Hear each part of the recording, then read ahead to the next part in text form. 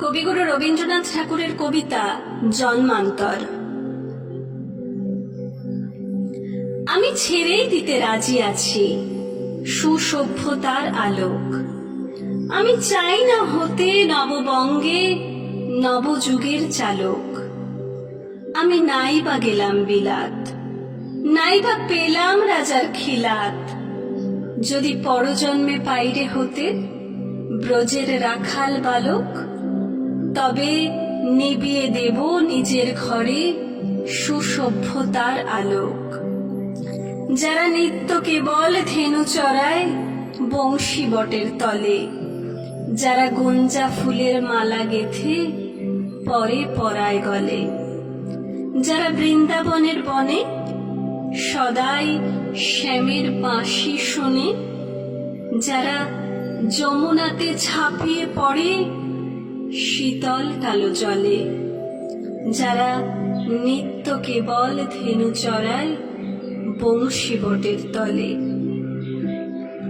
ওরে বিহান হলো, জাগরে ভাই, ডাকে পরস্পরে। ওরে ওই যে দধিমন্ধ ধ্বনি উঠল ঘরে ঘরে। হেরো মাঠের পরে ধেনু চলে উড়িয়ে গোখুর রেণু। হেরো আঙিনাতে ব্রজের বধূ দুগ্ধ দহন করে। ওরে বিহান হলো, জাগরে ভাই, ডাকে পরস্পরে।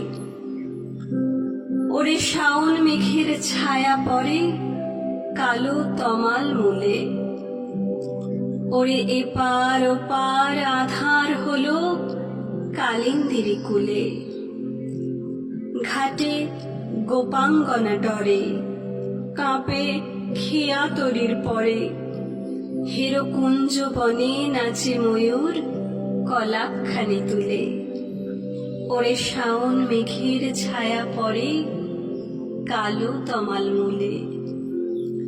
মোরা নব নবীন ফাগুন রাতে নীল নদীর তীরে। কোথা যাব চলি অশোক বনে শিখি পুচ্ছ শিরে। যবে দোলার ফুল রশি দিবে নিপ শাখায় কষি। যবে দক্ষিণ বায়ে বাঁশির ধ্বনি উঠবে আকাশ ঘিরে। মোরা রাখাল মিলে করব মেলা নীল নদীর তীরে। আমি হব না ভাই নববঙ্গে নবযুগের চালক। আমি জ্বালাবো না আধার দেশে সুসভ্যতার আলোক। যদি ননি ছানার গায়ে কোথাও অশোক নিপের ছায়, আমি কোন জন্মে হতে পারি ব্রজের গোপ বালক। আমি চাই না হতে নববঙ্গে নব যুগের চালক।